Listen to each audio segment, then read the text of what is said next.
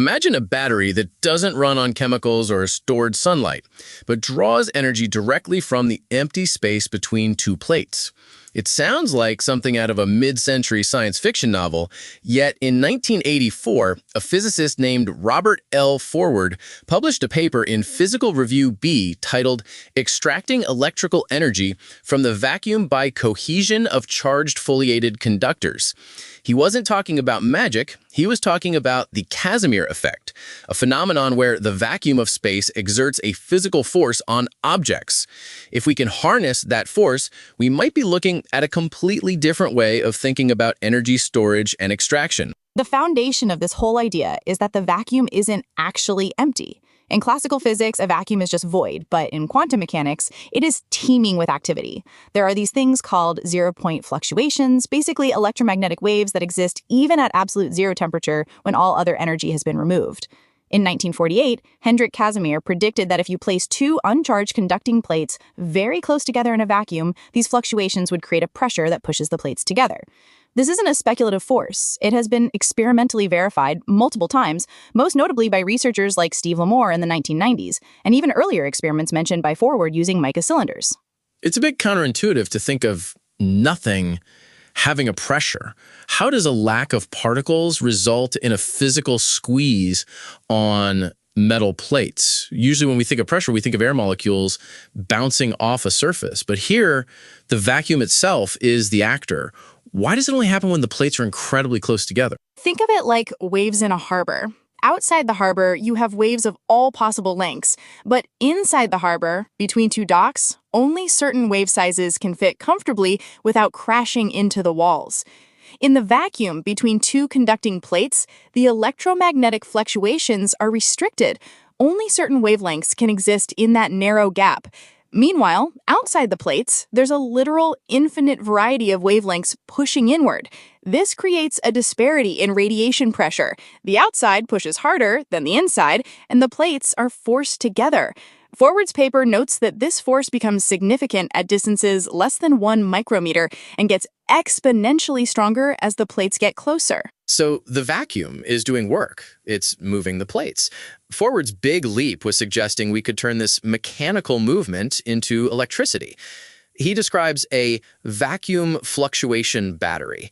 But if the Casimir force is purely attractive, wouldn't the plates just snap together and stay there? How do you get a continuous cycle out of something that seems to want to reach a state of permanent cohesion? That's where his foliated conductor design comes in. He envisions a stack of ultra-thin aluminum foils, like the leaves of a book, but separated by microscopic distances. To prevent them from just sticking together instantly, he proposes charging each plate with the same polarity. Since like charges repel, you have this repulsive electrostatic force fighting against the Casimir force. If you use a sophisticated electronic control system to keep the electrostatic repulsion just slightly weaker than the Casimir attraction, the plates will slowly move toward each other. As they move, the Casimir force is doing work against that electric field, essentially pushing energy into the circuit. It sounds like a delicate balancing act. If the electrostatic force is too weak, they crash. If it's too strong, they move apart. But Forward claims this is a way to extract energy from the vacuum fluctuations. This brings up a major question regarding the laws of thermodynamics. If we are pulling energy out of the vacuum, are we getting something for nothing? Is this a perpetual motion machine in disguise? Forward is very careful about this in the paper. He acknowledges that there's no rigorous proof that the vacuum fluctuation field is conservative, like gravity, but he assumes it is. If it's a conservative field, you aren't creating energy out of thin air in a way that violates the first law of thermodynamics. He uses the analogy of a hydroelectric dam. The dam doesn't create gravity, it uses the gravitational potential of water. The water was put in that high potential state by the sun evaporating it from the ocean. Similarly, a foliated conductor, a stack of separated foils, is in a high potential energy state because of its large surface area and separation. When the plates cohere into a solid block, they move to a low potential state. You are essentially mining the potential energy that was already there when the foils were manufactured and separated. So the energy isn't really coming from the void in a way that lasts forever. It's more like the Casimir force is the mechanism that lets us tap into the energy stored in the physical structure of the foils. But wait, if we have to use energy to manufacture the foils and separate them, and we use energy to charge them and run the sensors for the feedback loop, does the math actually work out? Do we get more out than we put in? That is the million-dollar question. Forward's paper is a conceptual proposal, not a blueprint for a commercial product. The energy density he's talking about is quite small at micrometer scales, but becomes massive at the nanometer scale. He points out that experimental data from 1972 using mica cylinders showed forces over 10 kilonewtons per square meter at a separation of 1.4 nanometers. That's a huge amount of pressure for a microscopic gap. However, the engineering challenges are immense. To make this work, the surfaces have to be perfectly flat at an atomic level. If there are any bumps, or surface roughness as Forward calls it, the plates will touch at one point and the whole system shorts out or sticks before you can extract meaningful energy. He mentions molecular beam epitaxy or atomic spray guns as a potential solution for making these perfectly flat plates. That was cutting edge in 1984. Today we have much better nanotechnology, yet we don't see vacuum fluctuation batteries in our phones. Is the issue just that the amount of energy is too small for the cost of the hardware, or is there a deeper physical limitation? It's likely a combination of both. Even if the physics holds up, the active bidirectional power supply needed to stabilize the plates would be incredibly complex. Remember, this system is inherently unstable. It's like trying to balance a needle on its tip while a magnet is pulling it down. The sensors and the feedback loop might consume more energy than the Casimir force provides. Furthermore, while the paper suggests you can recharge the battery by pushing the plates apart with a stronger electrostatic force, that would require an external energy source.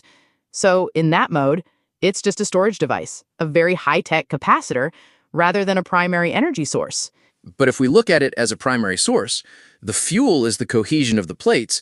Once they turn into a solid block of aluminum, the battery is dead. You'd have to physically manufacture a new foliated conductor to get more energy. It's almost like a very high-tech version of a spring that's already wound up. You're just letting it unwind. Why would Forward frame this as extracting energy from the vacuum if the energy is actually coming from the potential energy of the foil's arrangement? Because the vacuum fluctuations are what facilitate that unwinding. Without the Casimir effect, those plates wouldn't feel that specific pull. In his view, the vacuum is a catalyst. It's a subtle distinction. Think of it like a siphon. The gravity pulls the water through the tube, but the siphon is the tool that makes the energy transfer possible. He's suggesting that the vacuum is a reservoir of energy that we can interact with if we build the right mechanical interface at the nanoscale. He even proposed a slinky, or spiral design, to make it easier to fabricate, where one long continuous strip of foil is coiled so that each layer acts on the next. This would simplify the electrical contacts significantly. There's a certain irony in using electrostatic repulsion to control a quantum vacuum force. We are using one of the most well-understood forces of the 19th century to manage one of the most mysterious forces of the 20th. Did Forward address the controversy surrounding the zero-point energy? There's a lot of debate in physics about the vacuum catastrophe. The fact that our calculations for how much energy is in the vacuum are off by about 120 orders of magnitude compared to what we actually observe in the expansion of the universe. He doesn't dive into the cosmological constant problem, but he does touch on the Lifshitz theory, which expanded Casimir's work to include dielectrics, non-conducting materials. This is important because it shows the force is universal. It doesn't matter if it's aluminum or mica or silicon. If it's a boundary in space, it's going to interact with these fluctuations. The controversy in Forward's time was more about whether this force could ever be practical. Most physicists at the time saw the Casimir effect as a laboratory curiosity, something that made it hard to build tiny machines because the parts would stick together, a phenomenon known as stiction in MEMS, or micro-electromechanical system. So what everyone else saw as a nuisance, this stiction that ruins micromachinery, Forward saw as a power source. He wanted to lean into the stickiness of the universe. It's a brilliant bit of lateral thinking. But let's talk about the cultural impact of this paper. It was published in Physical Review B, a very serious peer-reviewed journal. How was it received? Did people try to build it? It was received with a mix of fascination and skepticism. Robert Forward wasn't a crackpot. He was a well-respected physicist at Hughes Research Laboratories and worked on gravity wave detectors. Because of his credentials, the paper wasn't dismissed. However, the sheer difficulty of creating a stack of thousands of plates, each a nanometer apart, and controlling them with a sub-nanosecond feedback loop meant that it remained a thought experiment for decades. It did, however, inspire a lot of interest in zero-point energy in popular culture, though often in ways that misinterpreted Forward's careful physics. You'll see his work cited in everything from free energy websites to hard sci-fi novels like those by Stephen Baxter. And that's the danger, isn't it? When a legitimate scientist talks about extracting energy from the vacuum, it becomes a rallying cry for people who think we can solve all our energy problems with a magic box. Forward is very specific. You are extracting energy from the cohesion of the conductors. Once they are coherent, once they are a solid block, the extraction stops. It's not an infinite fountain. Exactly. It's finite. The total energy you can extract is essentially the difference between the surface energy of all those individual foils and the surface energy of a single solid block. That's a lot of energy at the nanoscale, but it's still limited by the mass of the material you have. It's like a chemical battery where the chemicals are the physical shapes of the metal itself. In 1984, Forward was trying to push the boundaries of what we considered fuel. He was saying that geometry can be fuel. That's a powerful idea. Geometry as fuel. If we look at recent developments like researchers using the Casimir force to drive the motion of tiny silicon gears, we're seeing a version of Forward's dream coming true, even if it's not a battery in the traditional sense. We are using the vacuum to do mechanical work at the micro scale. What's the biggest takeaway here? Is it that the vacuum is a resource, or that our understanding of empty is fundamentally flawed? The takeaway is that the boundaries between material and space are much blurrier than they appear. The Casimir effect shows that matter is constantly interacting with a sea of background energy that we usually ignore. Forward's vacuum fluctuation battery might never be a practical way to power a car, but it forces us to acknowledge that the vacuum is a physical substance with properties we can manipulate. It challenges the 19th century view of energy and pushes us toward a future where we might manipulate the very fabric of space to perform small-scale work. It's a reminder that sometimes the most revolutionary ideas come from looking at a known problem, like micro parts sticking together, and asking, what if this isn't a bug but a feature? Robert Forward took a quantum mechanical headache and tried to turn it into a power plant. Even if the engineering isn't there yet, the conceptual leap remains one of the most fascinating intersections of quantum field theory and electrical engineering. Imagine a space that is completely empty. No air, no light, no stray atoms, just a perfect vacuum. In classical physics, this nothingness stays nothing. It exerts no pressure and holds no energy. But quantum mechanics suggests a far more chaotic reality.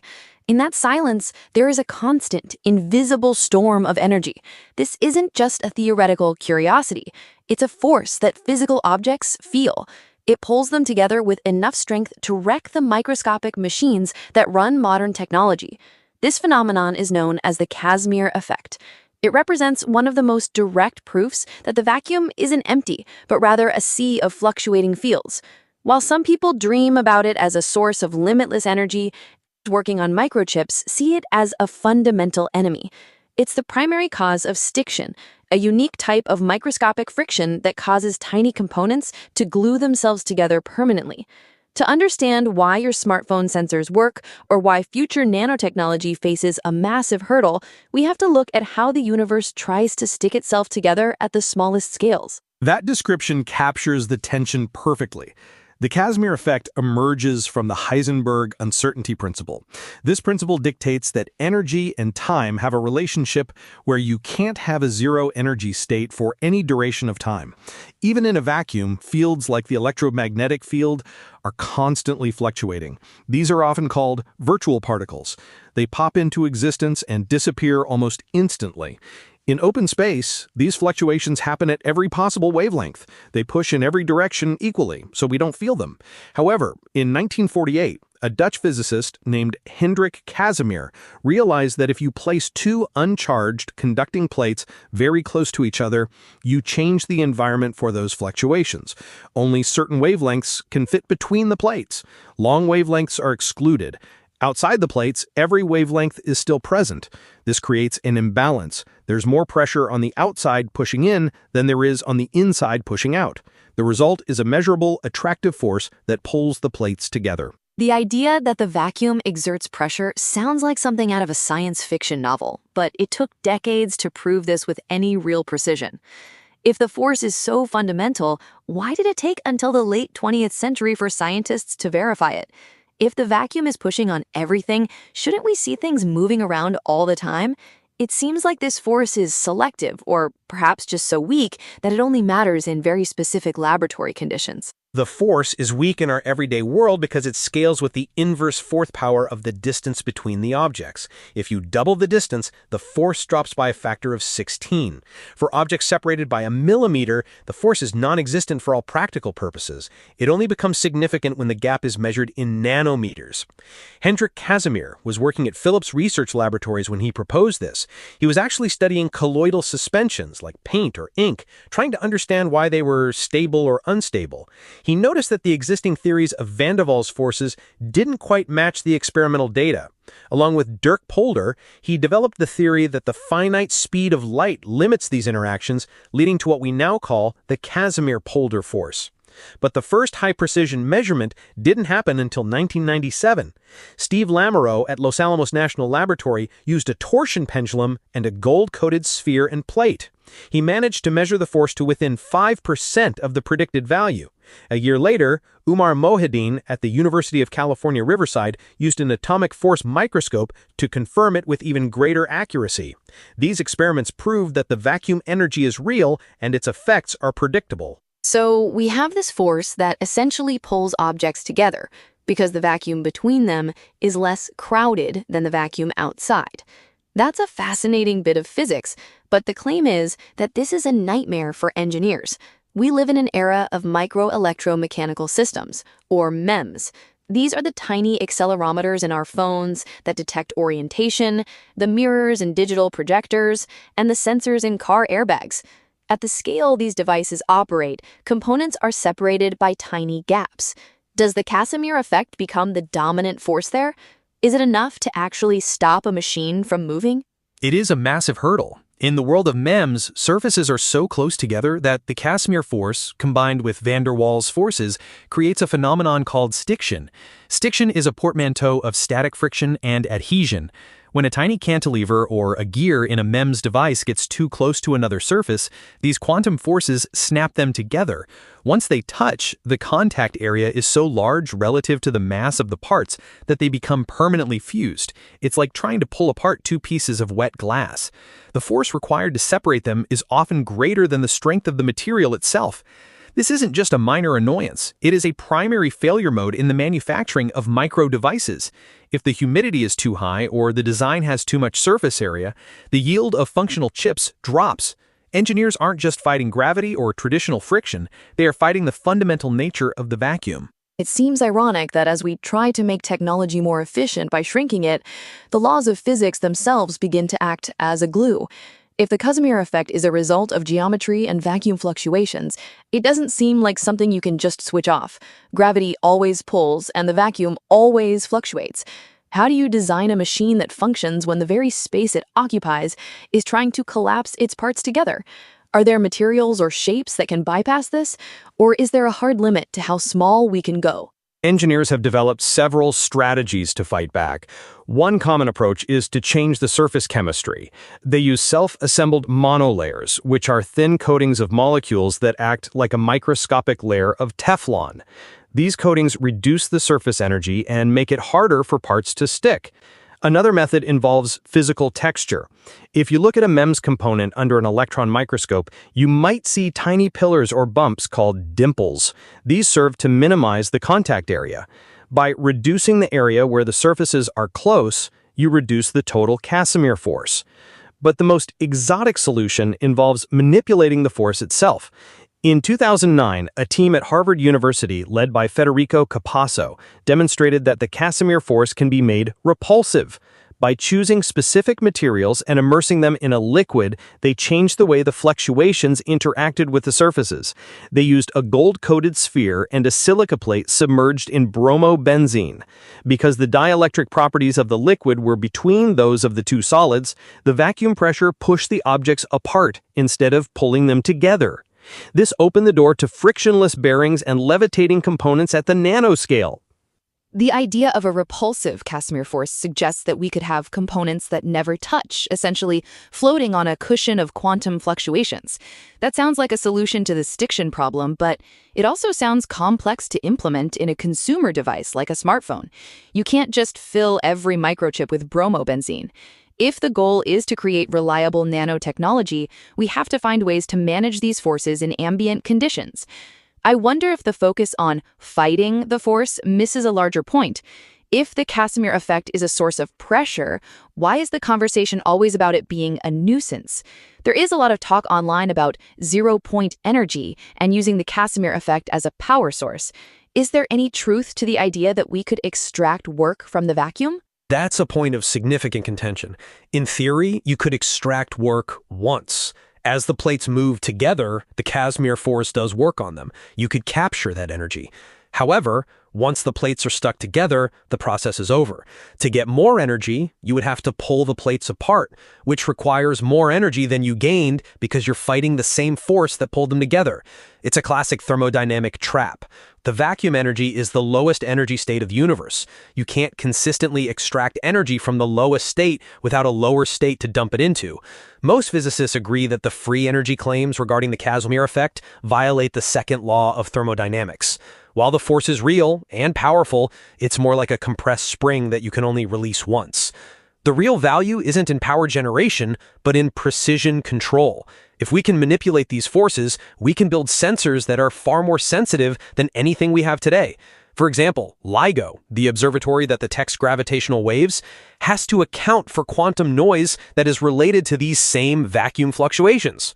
Understanding the Casimir effect is about mastering the environment at the most fundamental level. So instead of a battery, it's more of a limit on how we build. If we look at the cultural legacy of this discovery, it shifted how we view the void. Before Casimir, the vacuum was just a stage where things happened. Now it's an active participant. This brings up questions about the nature of space-time itself. If the vacuum has this much power at the nanometer scale, does it have implications for cosmology? Does the Casimir effect relate to the broader history of dark energy, which is also described as a property of space that exerts pressure? There is a deep and frustrating connection there. Physicists have tried to use the math of the Casimir effect to calculate the energy density of the universe. This is known as the cosmological constant problem. When you use quantum field theory to calculate how much energy should be in the vacuum, the number you get is about 120 orders of magnitude larger than what we actually observe through astronomical measurements of the expansion of the universe. This is often called the worst prediction in the history of physics. We know the Casimir effect is real because we can measure it in the lab with MEMS intorsion pendulums. We know the vacuum energy must exist, but we don't understand why the entire universe hasn't been blown apart by it or collapsed under its weight. The Casimir effect is the small-scale proof of a mystery that spans the entire cosmos. It shows us that our current understanding of how gravity and quantum mechanics interact is incomplete. Every time a MEMS engineer tries to keep a tiny switch from sticking, they are touching a piece of that massive, unsolved puzzle. It's a striking thought. A failure in a microscopic sensor is essentially a localized symptom of our incomplete understanding of the universe. We've talked about the engineering solutions, like coatings and repulsive forces, but there is also a debate about the role of the materials themselves.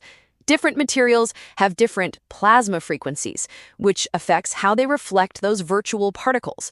Does this mean the future of micromanufacturing is less about mechanical design and more about advanced material science? Perhaps choosing the right alloy or crystal structure is the only way to coexist with these quantum forces? Material science is definitely the frontier. Research is moving toward metamaterials, engineered structures that have properties not found in nature.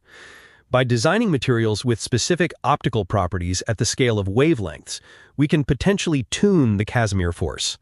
Scientists like Leonhardt and Philbin have researched how transformation optics can be used to mask or even reverse these forces. There's also work into using graphene. Because graphene is a two-dimensional material with unique electronic properties, its Casimir interaction is different from bulk metals. It allows for a higher degree of transparency to certain fluctuations. This could lead to devices where parts can move past each other without the risk of snapping together. The challenge is that these materials are difficult to produce at scale. Right now, the industry mostly relies on more pragmatic fixes, like the dimples and hydrophobic coatings I mentioned earlier. But as we move toward the next generation of nanotechnology, these brute force engineering methods might not be enough. We will have to start designing for the quantum vacuum from the ground up. This really changes the perspective on what miniaturization means. It's not just making things smaller, it's moving into a regime where the forces we take for granted, like gravity, disappear, and forces we never think about, like the Casimir effect, become the masters of the house. It's a world where nothing is actually a sticky, pressurized medium. The fact that we have functional micromachines at all is a testament to how well engineers have learned to navigate this invisible minefield. Even though it's not the infinite power source some hoped for, it's a fundamental reality that defines the limits of human fabrication. That's exactly right. The Casimir effect is a reminder that there is no such thing as a passive environment. Space itself has texture and weight when you look closely enough. We often think of technology as something we impose on the world, but at the nanoscale, technology is a negotiation with the vacuum. Whether it's through the discovery of repulsive forces or the development of non-stick coatings, we are learning to live in a universe that is, by its very nature, incredibly sticky. This research doesn't just stop stiction in our sensors, it pushes us toward a more unified theory of physics. It bridges the gap between the mundane reality of a sticking gear and the grand mystery of the expansion of the universe. It's one of those rare areas where a very practical engineering problem is directly linked to the deepest questions of existence. It seems clear that the Casimir effect is much more than a laboratory curiosity. It is a defining factor in the success or failure of the technology that fits in our pockets. From the early predictions in 1948 to the high-stakes engineering of modern MEMS, we have come to see the vacuum as a dynamic, forceful presence. While we might not be harvesting it for electricity, we are certainly learning to dance with its fluctuations. By understanding stiction and the quantum forces behind it, we are building a foundation for a future where we can manipulate matter at its most fundamental level. Physical Review B, Volume 30, Number 4, August 15th, 1984. Robert L. Forward. Hughes Research Laboratories, Malibu, California, 90,265 quarts, and Air Force Rocket Propulsion Laboratory, Edwards Air Force Base, California, 93,523, received November 23, 1983, revised manuscript, received April 16, 1984. Any pair of conducting plates at close distances, less than 1 micrometer, experience an attractive Casimir force that is due to the electromagnetic zero-point fluctuations of the vacuum. A vacuum fluctuation battery can be constructed by using the Casimir force to do work on a stack of charged conducting plates.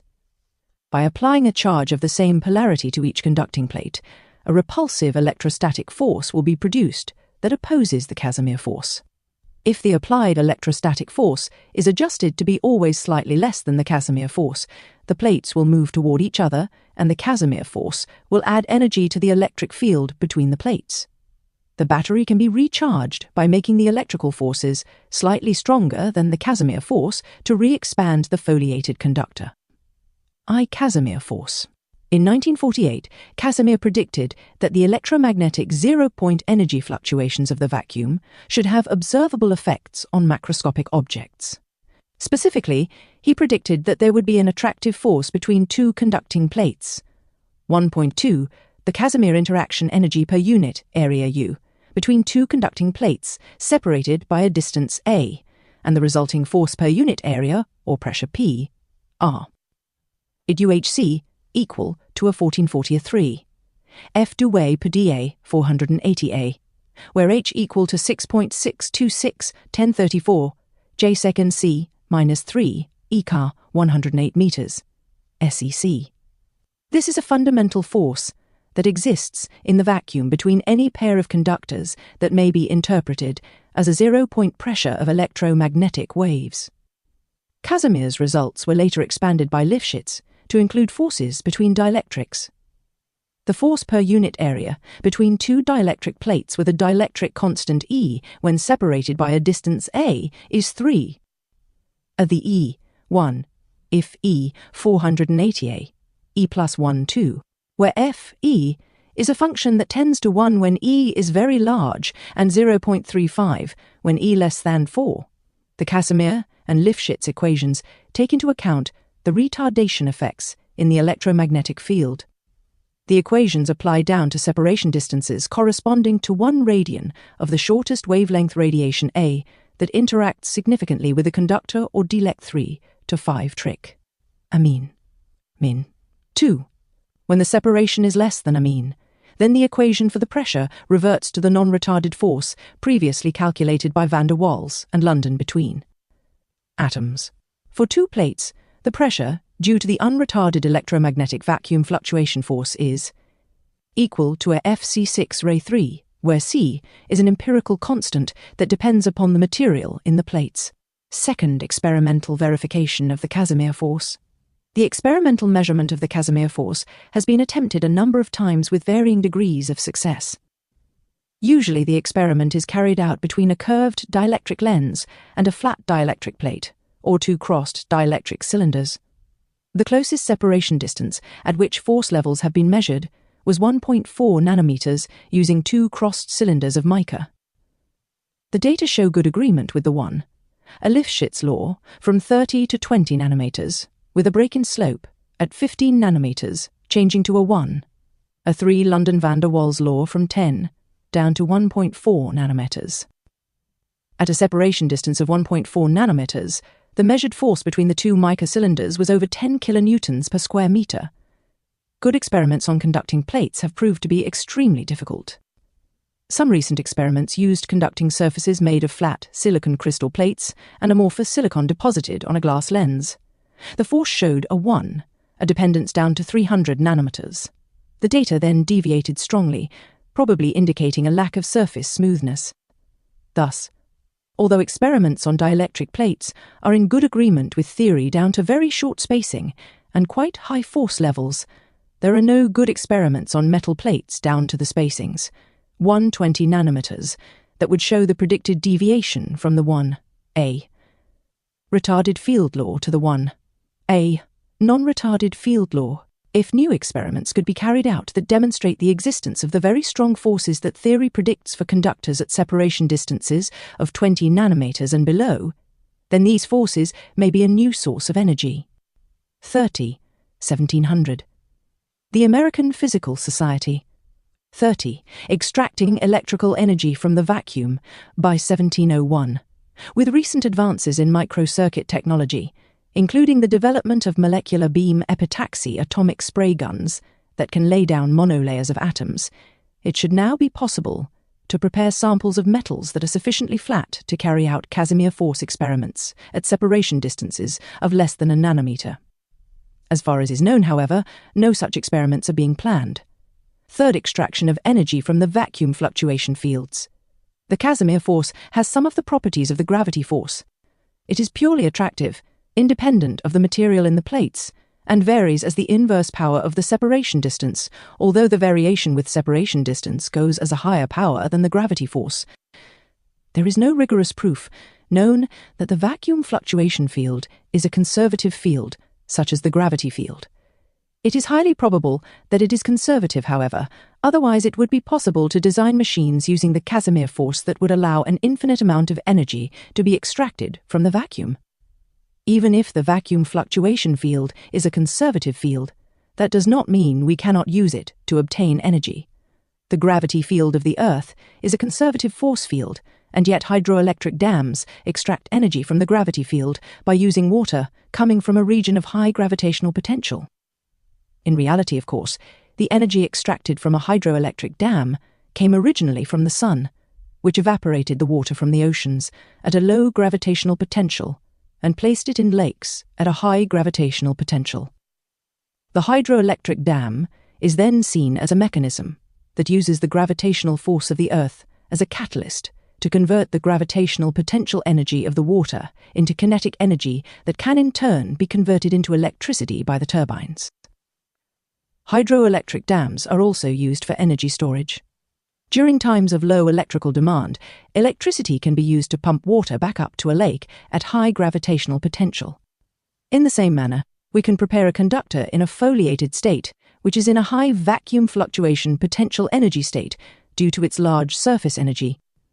We can then use the Casimir force as a means to convert the potential energy into kinetic energy, as the foliated conductors cohere into a solid block of conductor that is in a low vacuum fluctuation potential energy state. The part of the hydroelectric turbines can be played by any mechanism that can convert kinetic energy into electricity. For this paper, we will use the electrostatic repulsion force between two conducting plates with the same polarity of charge. Fourth, vacuum, fluctuation battery. We now propose a general concept for the construction of an aluminum foil vacuum fluctuation battery. A large number of leaves of ultra-thin aluminum foil are arranged in a stack with the leaves separated by a few micrometers.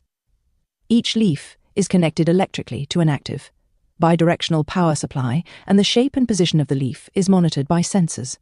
The power supply gives each leaf a small amount of positive charge. The positive charge will create an electrostatic repulsion between the plates that will keep the plates separated, despite the attempt of the Casimir force to pull them together. This electrostatic suspension system is unstable, of course, so that the position of each leaf will have to be electronically stabilized by feedback from the position sensors through the active power supply. Stability may also be enhanced by unique geometries, or by partial mechanical support of the leaves using frames of insulating material such as aluminum oxide.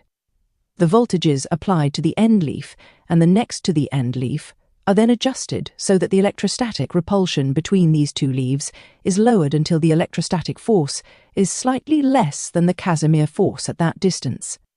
The Casimir force will draw the two leaves, together doing work against the repulsive electric field between the plates. By adjusting the electric field to always be slightly less than the Casimir force, the active bidirectional power supply can extract electrical energy out of the plates as they move from large separation distances, where the vacuum fluctuation potential energy is near zero, to the minimum separation distance, where the vacuum fluctuation potential energy is large and negative. The process is repeated by the next leaf until the foliated conductor is condensed into a solid block. Alternately, all the leaves could be brought together at the same time, like compressing an accordion. Fig. 1. Spiral design for a vacuum fluctuation battery. 1702, Robert L. Forward. 30. Thus, by cohering the multitude of aluminum leaves in a foliated conductor into a single block of aluminum under the careful control of an electronic servo system, it is possible to extract electrical energy from the vacuum. If the collapse process is halted before the aluminum films cohere, then the vacuum fluctuation battery can be recharged by making the applied electrostatic force slightly larger than the Casimir force. The leaves will be pushed apart at the cost of supplying energy from the bidirectional power supply.